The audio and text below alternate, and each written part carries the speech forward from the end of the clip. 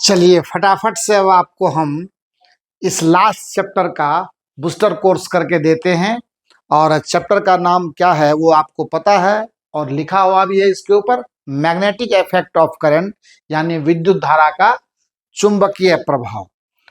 अब इसको समझने के लिए यहाँ तो ऐसे कोर्स के हिसाब से हमने 3 टॉपिक अभी डिस्कस करना है, तो इस 3 टॉपिक पर बात करते हैं। लेकिन उससे पहले समझते हैं कि ये एक्सपेरिमेंटली आया कैसे और लोगों को ये महसूस कैसे हुआ।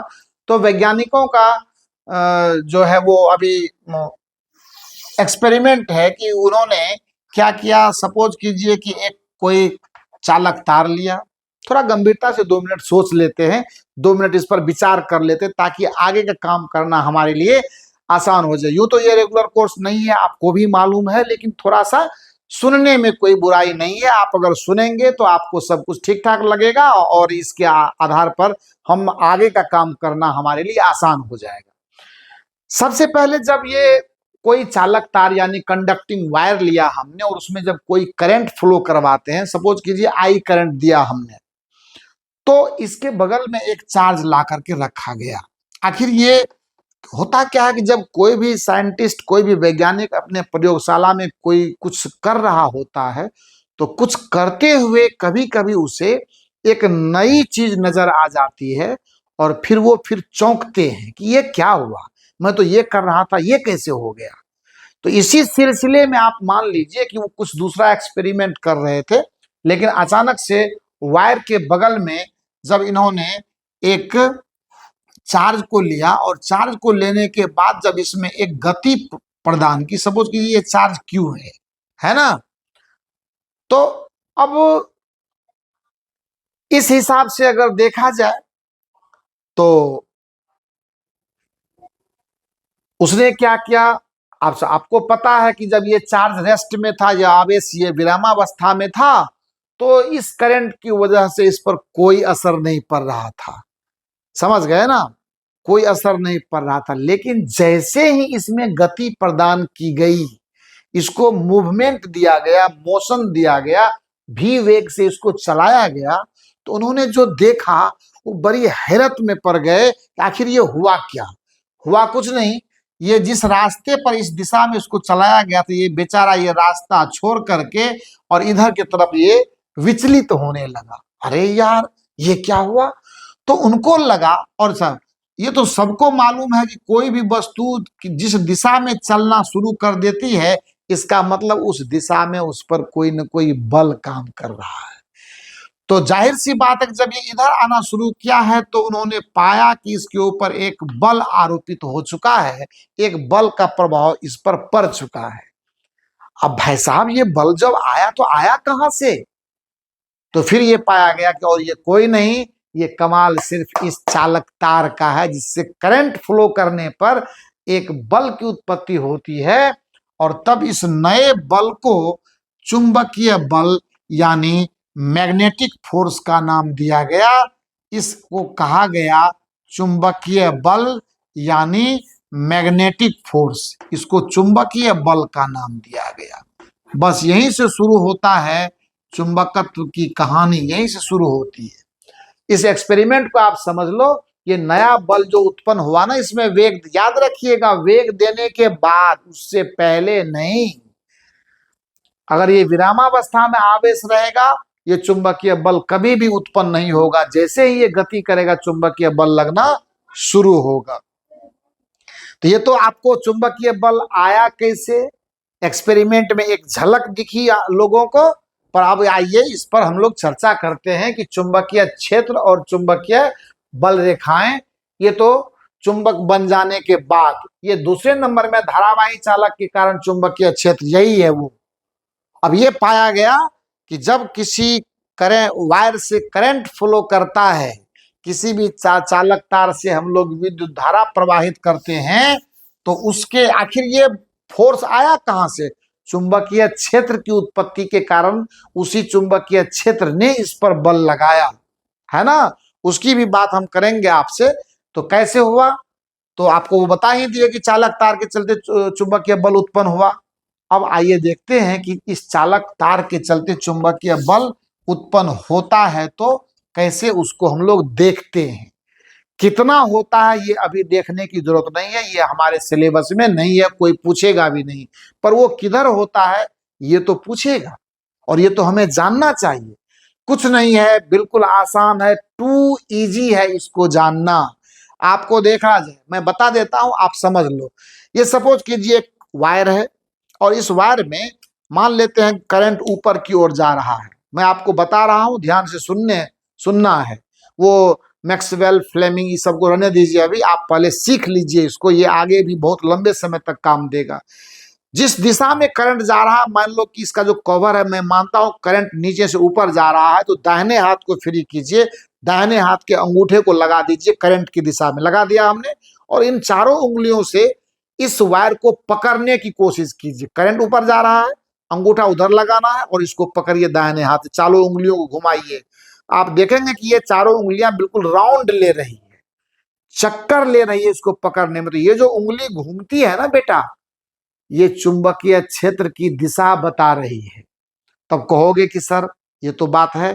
अब मान लेते हैं कि अगर मैं यहां देखिए, तो अगर मैं ये कहता हूं कि किसी डी डिस्टेंस पर मैंने इसको घुमाया, सर्कुलर मैग्नेटिक फील्ड बना, वृत्ताकार चुंबकीय क्षेत्र बना, तो ऐसा क्या एक ही बनेगा? जी नहीं, दूरी के हिसाब से बनता है वो। माने बढ़ते बढ़ते जितनी दूरी बढ़ाते जाएंगे, एकदम सर्कुलर मैग्नेटिक फील्ड बनता जाएगा, छोटा बड़ा बड़ा बड़ा, इस तरह से बनता चला जाएगा। अब क्या होगा कि उसका मतलब हर सर्कुलर मैग्नेटिक फील्ड का, हर वृत्ताकार चुंबकीय क्षेत्र की अपनी अपनी त्रिज्या होगी, जिनमें से सबका केंद्र इसी चालक तार पर निहित होगा। यानी सकेंद्रीय, उसको कॉन्सेंट्रिक सर्कुलर मैग्नेटिक फील्ड बोलते हैं, जिसका सब सर्कल का केंद्र एक ही बिंदु पर है, पर अलग अलग त्रिज्याओं की वजह से अलग अलग वृत्त बन रहे हैं, अलग अलग चुंबकीय क्षेत्र बन रहे हैं। बस इसी को ध्यान देना है। इस पर बोर्ड में ऑब्जेक्टिव क्वेश्चन भी पूछा गया है, मैं भी इससे आपकी मुलाकात करवाऊंगा। परंतु एक बात और ध्यान देने वाली है कि एक ही सर्कुलर मैग्नेटिक फील्ड पर, एक ही सर्कल पर, क्या चुंबकीय क्षेत्र की दिशा हर जगह पर एक जैसी रहेगी? जी नहीं। आप ध्यान से देखिएगा, अगर मैं इस सर्कल पर आपका ध्यान फोकस कर रहा हूं, इस सर्कल के इस बिंदु पर आ जाइए, तो यहां पर चुंबकीय क्षेत्र की दिशा इधर की तरफ होगी, जिधर आपका उंगली घूम रहा है ना, स्पर्श रेखीय दिशा में। ठीक इस पॉइंट के अपोजिट यहां पर चुंबकीय क्षेत्र इसके अपोजिट होगा। यानी मैं इसको फ्लैट करके अगर आपको दिखाऊं, तो ये जो चुंबकीय क्षेत्र है ये कुछ इस तरह का बनेगा, इस तरह का बनेगा, इस तरह का बनेगा, इस तरह का बनेगा, लगातार बनता जाएगा, लगातार बनता जाएगा। अगर मैं फ्लैट करके आपको दिखाऊं, तो ये देख लीजिए, इस तरह से है, इस तरह से है, इस तरह, ये सभी चुंबकीय क्षेत्र को बता रहे हैं। ध्यान से देखें। अब इसको फ्लैट करके मैं अगर एक आपको चुंबकीय क्षेत्र में दिखाना चाहूं, तो ये कुछ ऐसा होता है। अगर ये एक चुंबकीय क्षेत्र है, तो मैं आपको दो अपोजिट पॉइंट पर निकाल के इसकी दिशा बता रहा हूं। अगर यहां देखें तो इधर की तरफ बी का डायरेक्शन, यहां देखें तो इधर की तरफ बी का डायरेक्शन, यहां देखें तो इधर की तरफ बी का डायरेक्शन, और यहां तो आप देख ही ली तो क्या देखते हो, और यहां देखें तो इधर की तरफ। यानी हर अपोजिट बिंदु पर क्या होगा, एंटी पैरेलल डायरेक्शन में मैग्नेटिक फील्ड बनेगा। एंटी पैरेलल का मतलब विपरीत दिशा। आप देख रहे हो ना, ये इधर बन रहा है तो यहां इधर बन रहा है। ये तब जबकि आउटवर्ड करंट की दिशा है। मतलब देखो ना, दाहिना हाथ घुमा के देखो ना, यहां पर भी पता चल जाएगा, है ना, आपको पता चल जाएगा कि चुंबकीय क्षेत्र किस तरह से डेवलप कर रहा है और हर बिंदु पर कैसे अपनी दिशा निर्धारित कर रहा है। हो गया ना क्लियर? तो ये है चालक, धारावाही चालक तार के चलते चुंबकीय क्षेत्र का प्रदर्शन, ये वाला क्लियर। अब आइए चुंबकीय क्षेत्र और बल रेखाएं, एकदम मस्त मस्त तरीके से सीखना है, कोई टेंशन लेने का जरूरी नहीं है। आइए पहले वाले पार्ट को डिस्कस कर लेते हैं आपको, और ये देखो पहले वाले पार्ट को समझिएगा, बहुत रोचक चीज है बेटा। एक चुंबक आपने देखा होगा ऐसा होता है, इसको बार मैग्नेट कहते हैं। इसका यहाँ पे दक्षिणी ध्रुव है, इसका यहाँ पे उत्तरी ध्रुव है। याद रखिएगा, किसी भी चुंबक में उसका ध्रुव बिल्कुल कॉर्नर पे नहीं होता है, एंड पे नहीं होता, एंड से यानी छोर से थोड़ा अंदर होता है। चुंबकीय बल रेखाएं चुंबक के अंदर दक्षिणी ध्रुव से उत्तरी ध्रुव की तरफ जाती है, याद रखिएगा, दक्षिणी ध्रुव से उत्तरी ध्रुव की तरफ, यानी ऐसा ऐसा, ये दिशा चुंबक के अंदर की है। लेकिन जैसे ही आप इसके बाहर जाते हैं तो बाहर जाने पर चुंबकीय क्षेत्र इस तरह से होता है, ऐसे आकर के इस तरह से होगा वो। सो चुंबकीय क्षेत्र हमेशा चुंबक के अंदर और बाहर दोनों ही जगहों पे एग्जिस्ट करती है। आपको मैं इसीलिए काफी इंटरेस्ट के साथ ये बात बताना मुनासिब समझता हूं कि चुंबकीय क्षेत्र के पास ही मात्र यह कैरेक्टर होता है और किसी दूसरे क्षेत्र के साथ यह कैरेक्टर नहीं होता है। आप अगर ध्यान से देखें तो चुंबक के बाहर चुंबकीय क्षेत्र की दिशा उत्तरी ध्रुव से दक्षिणी ध्रुव की तरफ और होता है ना, और चुंबक के अंदर दक्षिणी ध्रुव से उत्तरी ध्रुव की तरफ। उल्टा बोल गया क्या मैं? चुंबक के बाहर उत्तरी ध्रुव से दक्षिणी ध्रुव की तरफ और चुंबक के अंदर दक्षिणी ध्रुव से उत्तरी ध्रुव की तरफ। और चुंबक में हमेशा दो ध्रुव होते हैं, याद रखिएगा। चुंबक एक ध्रुव वाला कभी नहीं होता है, बिना ध्रुव वाला हो जाएगा। जैसे परिनालिका या सोलेनॉइड कहते हैं, उसमें जो मैग्नेटिक फील्ड बनता है उसमें कोई पोलरिटी नहीं होती, कोई ध्रुव नहीं होता बेटा। और ये भी आपको जानना जरूरी भी है और आपके सिलेबस में चर्चा है भी परिनालिका के विषय में, क्योंकि आप भी पढ़े हैं तो आपको मालूम है ये बात, पर उसके डिटेल में आपको हो सकता है आइडिया नहीं हो। पर अंतिम पायदान पर हम हैं आपके साथ। ये अंतिम समय है जब मेरा प्लेटफॉर्म आपको सबसे ज्यादा बेनिफिट देने वाला है और ये 100% गारंटी के साथ मैं आपको कह रहा हूं। और इस बात को आप जितना जल्दी और जितना बेहतर आप समझ लें, आपको उतना बेहतरीन फायदा होने वाला है। जितना आप डिले करेंगे उतना हर दिन आपका नुकसान हो रहा है, क्योंकि आपने देखा, अभी नेक्स्ट आप देखते चलिए कि आप एग्जाम बूस्टर पर आपको मैथमेटिक्स भी आने लगा है। और जो मैं कह के आया हूं और जो मैं बार बार आपको चर्चाएं कर रहा था कि अभी 2 सब्जेक्ट, अभी 1 सब्जेक्ट और जोड़ेंगे इंस्टेंटली, और फिर आपको 8 सब्जेक्ट में भी हमारा कोऑपरेशन मिलने वाला है। सो आप लगभग आप मान लीजिए कि 60 to 70% कवरेज आपको हम दे देंगे और बाकी 30-20 तो आप भी मेहनत करो। 400 प्लस में मार्क आपको लाने हैं तो आपको तो खुद के लिए थोड़ा प्रयास करना ही होगा। रास्ते हम सब बताएंगे, रास्ते हम सब बताएंगे, उसके लिए चिंता नहीं है, याद रखिएगा। और तीसरी बात, ये चुंबकीय बल रेखाएं हैं, इसका प्रदर्शन आप इस तरह से कर सकते हैं। ऐसे आप लेकर के इस तरह से आप एक बड़ा सा बेहतरीन डायग्राम के साथ कर सकते हैं। आराम से आप इसको कीजिए, कोई दिक्कत नहीं है। इसी में कर देते हैं, कहा बार बार उसका रिपीट करेंगे, आपको यहीं से समझ आ। दूसरी बात, पहली बात, चुंबकीय बल रेखाएं चुंबक के बाहर और अंदर दोनों एग्जिस्ट करता है, जबकि विद्युत बल रेखाओं में ऐसी बात नहीं होती, वो कंडक्टर के यानी चालक के अंदर वो नहीं होता है। तो उस पर अभी जाने की जरूरत नहीं, जहां है वहां की बात कर लो बेटा। तो ये चुंबकीय बल रेखाएं चुंबक के बाहर इस तरह से, ये भी ऐसे दिखाइए, लेकिन एरो पर ध्यान देना। साउथ में अंदर घुस रहा है, नॉर्थ में बाहर निकल रहा है, इसको कभी भी इग्नोर करने की जरूरत नहीं है।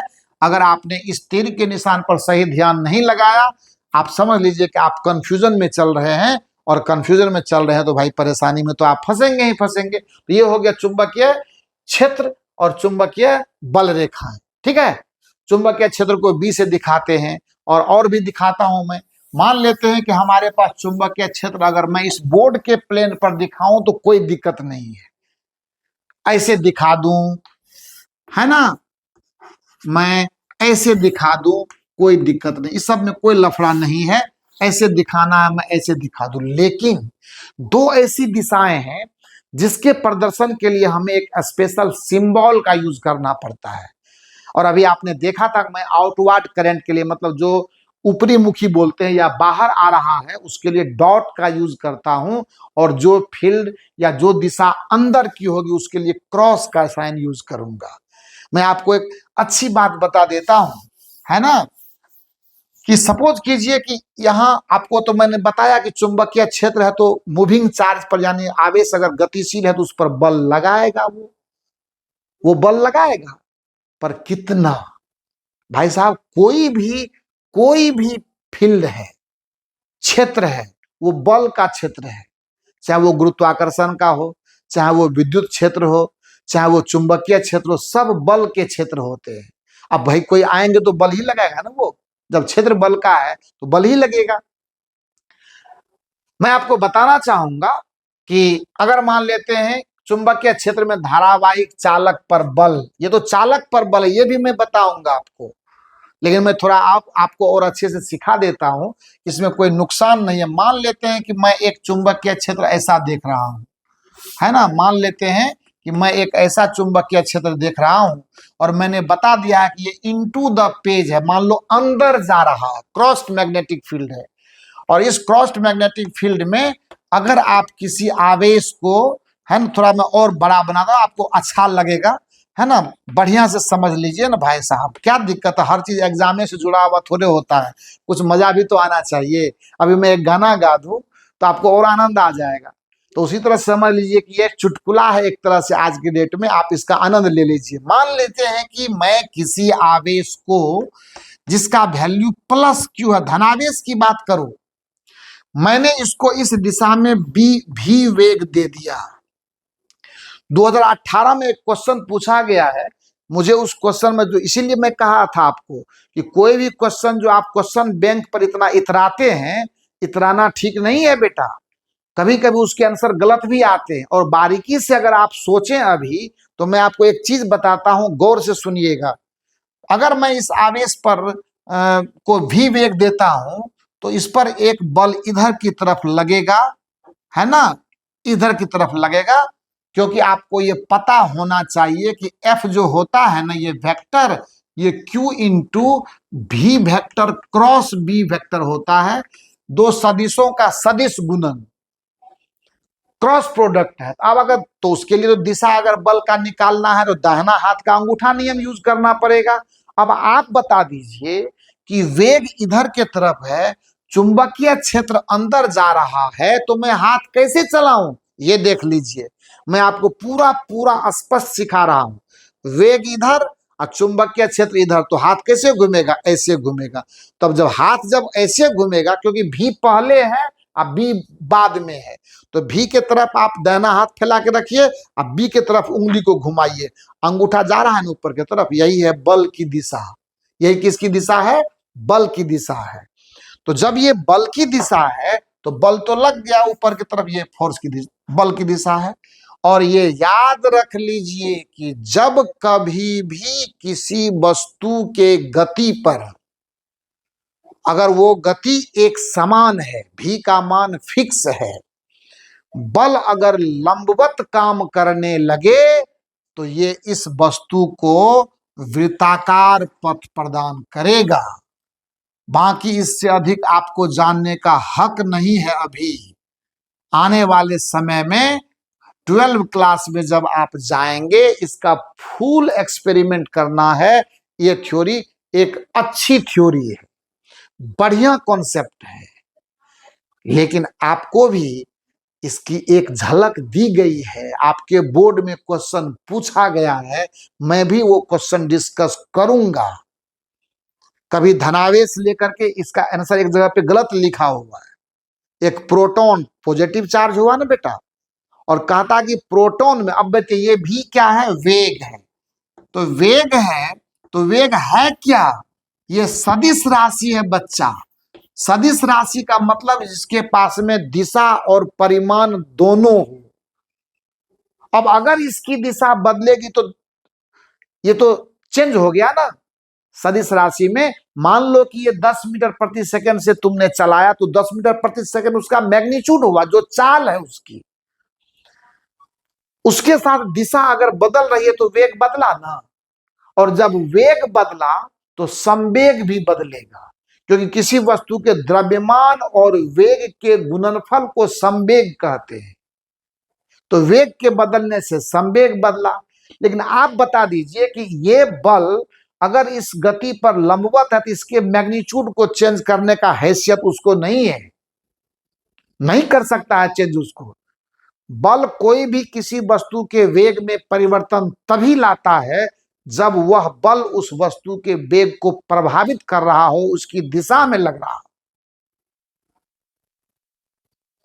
समझ गए ना? लेकिन अगर 90 डिग्री पर लगा तो उस बल से उस वस्तु के वेग का मैग्नीट्यूड नहीं बदलेगा, कम से कम दिशा बदलेगा, दिशा बदलेगा, पर उस वेग का परिमाण चेंज नहीं कर सकता है वो। और ये पथ वृत्ताकार हो जाती है, वस्तु फिर वृत्ताकार पथ पे उस मैग्नेटिक फील्ड में घूमने लगता है, उस चुंबकीय क्षेत्र में घूमने लगता है।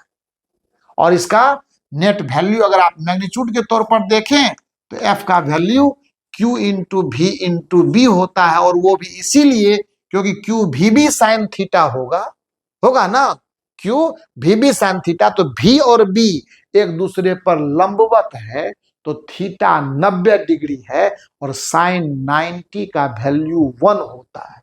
इसका रियल क्या है? इसका रियल है क्यू इंटू भी बी और इंटू साइन थीटा। तो आपको क्या बताया था मैंने? वेग इधर है और चुंबकीय क्षेत्र इधर है। मान लो ये उत्तर और ये मान लो पश्चिम, तो उत्तर पश्चिम में 90 डिग्री का कोण बनता है ना। यहाँ पर साइन 90 लगाएगा तो साइन 90 का मान 1 होगा ना, तो ये वैल्यू आएगा कि नहीं? इतना आएगा ही आएगा। आई बात समझ में ना? तो ये आपको पूरा डिटेल एक्सप्लेनेशन नहीं है आपके सिलेबस पर, मैंने कर दिया क्योंकि ऑब्जेक्टिव में फंसाया है आपको। दो जगह पे क्वेश्चन है इसका, और मैं वो क्वेश्चन से मुलाकात करवाऊंगा आपको, उसका टेंशन लेने का जरूरी नहीं है। पर ये चीज आप देख ले, चुंबकीय क्षेत्र में धारावाहिक चालक पर बल। अब धारावाहिक चालक का मतलब है करंट कैरिंग वायर, जैसे करंट नहीं बताए थे, तार में करंट जा रहा है, उस पर उसको भी अगर चुंबकीय क्षेत्र में रखिएगा तो उस पर बल लगेगा। ये भी क्वेश्चन आपको पूछा गया है बोर्ड में। फ्लेमिंग का वाम हस्त नियम वही है, आपको दिखाते हैं, आप चिंता न करें। इसको मैं इरेज करता हूं और इसको आप ध्यान में रखिएगा। बहुत महत्वपूर्ण चीज बताया मैंने आपको। आने वाले समय में कब क्या होगा नहीं होगा वो बाद की बात है, पर समझने की जहां तक बात है, मैंने बहुत ही बेहतरीन चीज आपको सिखाया है। इसको दिमाग पे बैठा के रखिएगा। अब देखिए, मान लेते हैं कि इधर की तरफ मान लो चुंबकीय क्षेत्र जा रहा है और करंट इधर की तरफ जा रहा है ना। सपोज सपोज घबराइएगा नहीं। अब चुंबकीय क्षेत्र और ये धारावाहिक तार है कि नहीं, दोनों लंबवत है ना अभी यहाँ पे, पर जरूरी नहीं है कि हमेशा लंबवत हो, है ना। आपको मैं अच्छे तरीके से समझने के लिए मैंने ये ऐसा एग्जाम्पल लिया। अब कहता है कि बता दीजिए कि चुंबकीय क्षेत्र की दिशा क्या होगी, सॉरी चुंबकीय बल की दिशा क्या होगी। थोड़ा सा रुकिए, फिगर को ये ऐसा भी कर सकते हैं, पर इसमें थोड़ा सा समझना आपको परेशानी है। इसमें ऐसे करने के लिए मैं आपको ये ना लगे कि सर देखिए, इसका होता है फ्लेमिंग का वाम हस्त नियम। क्या कहता है देखिएगा, ये अंगूठा हमेशा बल दिखाएगा, ये समझ लीजिएगा। ये आपको चालक तार में जो विद्युत धारा प्रवाहित हो रही है ना, ये अच्छा पहले तीनों अंगूठा समझ, ये फ्लेमिंग का वाम हस्त नियम में बोल रहा हूं। ये है चालक तार में विद्युत धारा की दिशा। इसको मध्यमा बोलते हैं, इसको तर्जनी बोलते हैं, इसको अंगूठा बोलते हैं। मध्यमा में होगा विद्युत धारा, ठीक। तर्जनी में होगा चुंबकीय क्षेत्र और अंगूठा में होगा चुंबकीय बल, है ना। तो अगर मान लेते ये हमारा बायां हाथ है, थोड़ा मैं प्रयास करता हूं आपके लिए, है ना, और इस तरह से मैं प्रयास करके आपको दे रहा हूं। उतना बेहतर तो नहीं कर सकते, लेकिन प्रयास करने से क्या नहीं होता। इस तरह से हुआ और इस तरह से थोड़ा सा इसको मैं, ठीक है, और चीजों से कोई मतलब नहीं। ये देखिए, याद रखिए, ये है आपको फोर्स की दिशा और सब 90 डिग्री पर है। आप देखिए वो 3 डायमेंशनल फिगर है तो बहुत कर नहीं सकते यहाँ पे, है ना। रहने दीजिए, उतना क्या करना है, हमको तो काम से न मतलब है बेटा। ये देखिए ऐसा है ना, ये विद्युत धारा की दिशा, तो क्या होगा, ये मध्यमा में धारा, इसमें चुंबकीय क्षेत्र और इसमें चुंबकीय बल, है ना, बस हो गया। अब इसी के आधार पर आपको ऑब्जेक्टिव में पूछा ये क्वेश्चन, मैं दिखाऊंगा, आप टेंशन मत लीजिए उसके लिए। यही है फ्लेमिंग का बाम हस्त नियम, फ्लेमिंग्स लेफ्ट हैंड रूल कहते हैं इसको। इसमें वो उतना ध्यान में नहीं है क्वेश्चन, लेकिन 100% गारंटी के साथ ये क्वेश्चन आपको बोर्ड में पूछा गया। शायद मुझे लगता है 2018 या ऐसे कुछ 21-22 में पूछा गया है, वो क्वेश्चन मिल ही जाएगा आपको, ठीक है। तो चालक तार पर किस तरह से विद्युत, और आपको मैं बता दूं मेरे स्टाइल से, देखिए 2 मिनट के अंदर क्लियर हो जाएगा। आई ये भी उसी तरह से होता है, F = I L वेक्टर और क्रॉस B वेक्टर। ये देखिए चालक तार की दिशा में हमने एक वेक्टर मान लिया, एक सदिश मान लिया, चुंबकीय क्षेत्र माना, और राइट हैंड रूल लगा देंगे, तुरंत आ जाएगा मेरा, टेंशन आप मत लीजिए। आपको मैं और दिखा देता हूं। जैसे मान लेते हैं कि सपोज कीजिए ये चालक तार में करंट जा रहा है, ये चुंबकीय क्षेत्र की दिशा है, तो करना क्या है, इधर से इधर घूमना है आपको, है ना, पहले ये है और बाद में ये है, घुमा दीजिए, फोर्स अंदर लगेगा इसके ऊपर, वो दिखा नहीं सकते, है ना। तो यही है चालक तार पर, आप बेसिकली इसको ध्यान में रखिए, आपको सिलेबस में वही है, पर बहुत सारे तरीके हैं, उसका टेंशन लेने का नहीं है। एग्जाम बूस्टर कोर्स में सिर्फ सुनना है आपको, हर बातें मैंने बताई है। नेक्स्ट वीडियो में इन्हीं तीनों कॉन्सेप्ट पर मैं आपके लिए क्वेश्चन लाऊंगा, बोर्ड में पूछा हुआ, और इसीलिए मैंने कहा था कि आप इसको सुनिए, हर तरह का रिवीजन आपको देने वाले हैं। Thank you so much.